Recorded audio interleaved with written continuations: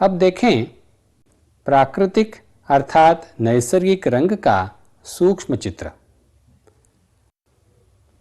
हल्दी में वायुमंडल में विद्यमान देवताओं के तत्व आकृष्ट करने की क्षमता होती है। इस कारण चैतन्य का प्रवाह हल्दी में आकृष्ट होता है।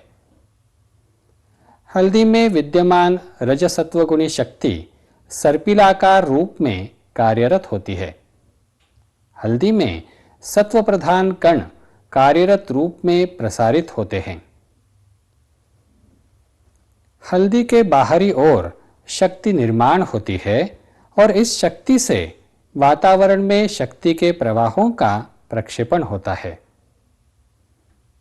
हल्दी में पृथ्वी तत्व की मात्रा अधिक होने के कारण हल्दी के गंध द्वारा शक्ति के कणों का भी वातावरण में प्रक्षेपण होता है। यहाँ सत्संग का यह भाग समाप्त होता है। सत्संग के अगले भाग में हम देखेंगे होली और रंग पंचमी में हो रहे दुराचार के बारे में और सनातन संस्था द्वारा इन दुराचारों का विरोध करने के प्रयासों के बारे में। आइए समझ लेते हैं। होली और रंग पंचमी के काल में होने वाले दुराचार। इसमें सबसे पहला है बलपूर्वक चंदा वसूली करना। राह चलते लोगों और वाहन चालकों को रोककर पैसा लिया जाता है। होली के दिन बलपूर्वक रंग लगाया जाता है। आने जाने वालों पर ऐसे ही रंग फेंका जाता है। लड़कियों के साथ छेड़छाड़ करना व उन पर बलपूर्वक रंग डालना। इसके अतिरिक्त होली रंग पंचमी के दिनों होने वाले अन्य प्रकार के अनाचार भी होते हैं। वे हैं एक दूसरे पर कीचड़ फेंकना, एक दूसरे को गंदी वस्तुएं अथवा डामर लगाना,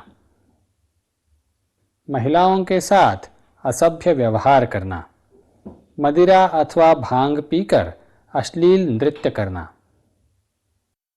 देवताओं के मुखौटे धारण कर पैसे मांगना। रंग खेलने में होने वाली अनुचित कृतियों का आध्यात्मिक स्तर पर प्रभाव गंभीर होता है।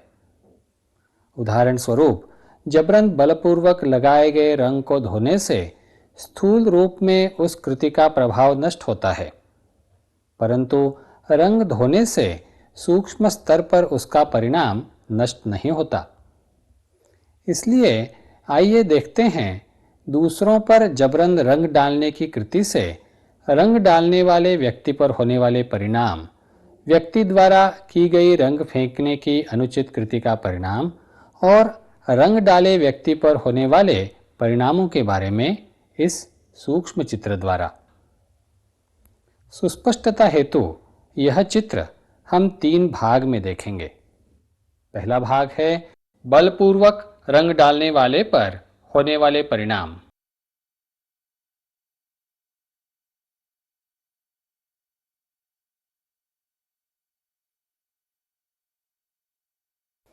व्यक्ति का अहम, उसके स्वभाव दोष व उसका दूषित व्यक्तित्व, इनका गोला उसके अनाहत चक्र के स्थान पर कार्यरत होता है।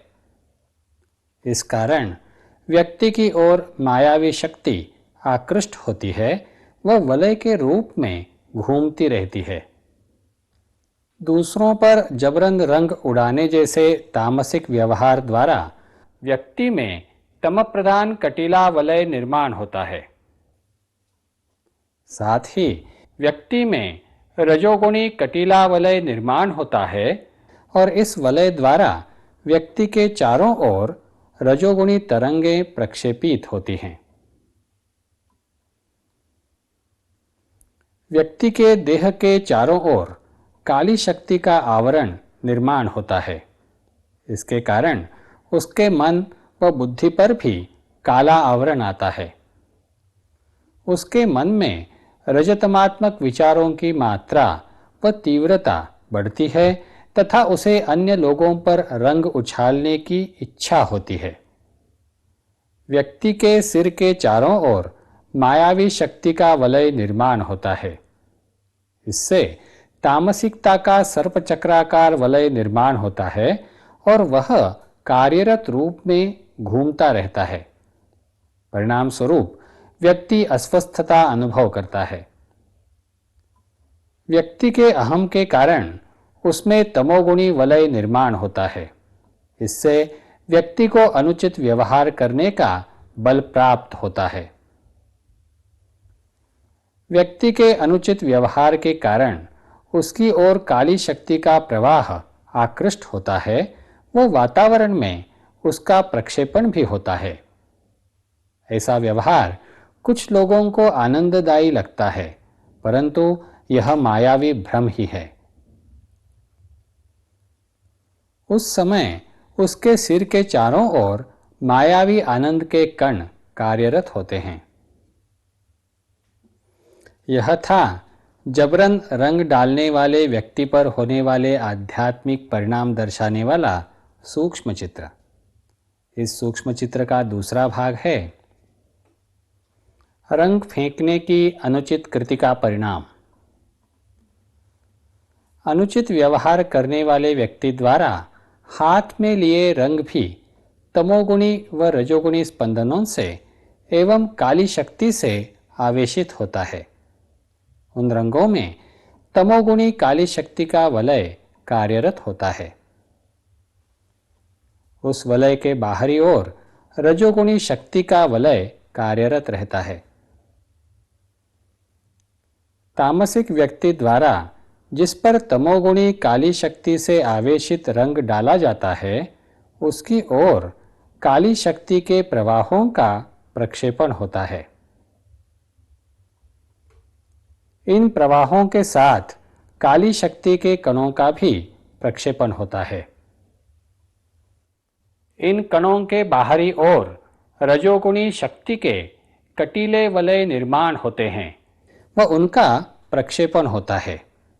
इस कारण व्यक्ति के देह के चारों ओर कार्यरत रजोगुणी तरंगे निर्माण होती हैं। जिस पर रंग डाला जाता है उस व्यक्ति की ओर तमोगुणी काली शक्ति के कण भी प्रसारित होते हैं। अब देखें सूक्ष्म चित्र का तीसरा भाग। जिस पर रंग डाला उस व्यक्ति पर होने वाले परिणाम। रंग डाले जाने पर व्यक्ति का अहम जागृत होने लगता है व उसके अनाहत चक्र के स्थान पर अहम का गोला निर्माण होता है। रंग डालने वाले व्यक्ति के प्रति उसके मन में क्रोध निर्माण होता है। व्यक्ति के स्वभाव दोष, अहम, क्रोध व उछाले गए रंग, इन सब के कारण उसमें रजोगुणी वलय कार्यरत होता है व तमोगुणी वलय निर्माण होता है। उस व्यक्ति के मन में तमोगुणी शक्ति के साथ रजोगुण की मात्रा बढ़ती है। इस कारण उसके आज्ञा चक्र के स्थान पर रजोगुण का गोला निर्माण होता है। उसकी यह कृति भी तामसिक होने के कारण व्यक्ति के सिर के चारों ओर तमोगुणी कटीला वलय निर्माण होता है। क्रोध के कारण व्यक्ति से काली शक्ति के चिंगारी समान कणों का वातावरण में प्रक्षेपण होता है। व्यक्ति पर डाले गए रंग के कारण उसके देह में काली शक्ति के तरंग कुछ समय तक कार्यरत रहते हैं। कलयुग में साधना कम या न होने के कारण अधिकांश लोगों में किसी की देखा देखी में रंग डालने जैसी कृति द्वारा आनंद प्राप्त करने की इच्छा होती है। साथ ही वातावरण में विद्यमान काली शक्ति व मायावी स्पंदन भी इस प्रकार की इच्छा को प्रबल बनाकर व्यक्ति को प्रत्यक्ष कृति करने हेतु प्रेरित करते हैं। सनातन संस्था होली और रंग पंचमी के काल के दरमियान होने वाले इन सभी दुराचारों का विरोध करती हैं।